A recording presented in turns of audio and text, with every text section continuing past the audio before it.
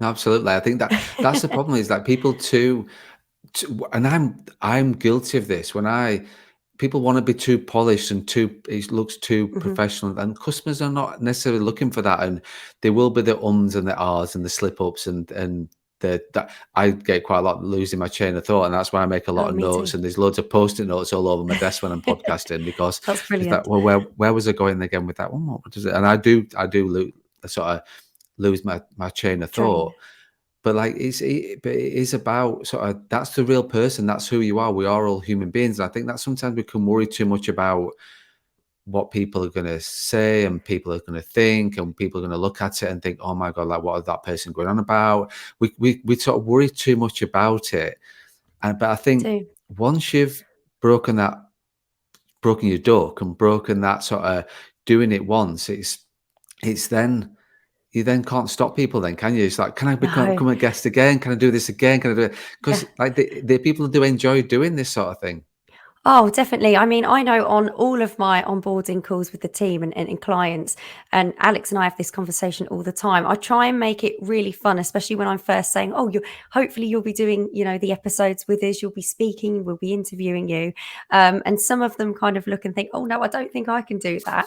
And I say to them, "No, you definitely can." And even on the very first episode that we record, I'll chat to them, before we start recording, try and ease them into it. And then by the time we get halfway through, they are pros. They are so good. And these brokers, they know their stuff. They know what they're talking about. There's just something about hitting a record button, I think, that frightens people. When really it is just a conversation like you and I are having. And once they get going, they are brilliant and they want to book more and more in.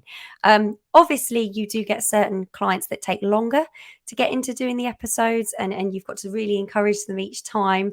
And I think it goes back to not liking the sound of your own voice, or, I've missed this out. I should have put that in. And I always say to them, look, we can edit certain things out. We're not live. It's pre-recorded. You can just, take a seat, get a cup of tea and have a chat. It's that easy, really.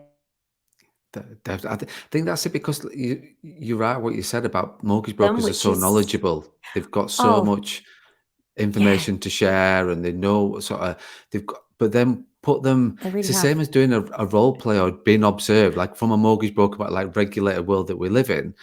You Yeah, put somebody in front of somebody that's interviewing them, but then ticking a box, and they go to it's like, well, just chill. Like when I'm observing people, when Jason, our compliance and risk manager from the firm's point of view, he like says, just chill out. You do this day and out. I've yeah. had that this week where one of the advisors like just getting Really? stressed out about being observed. You're like, whoa, just chill out and just you do this day in day out.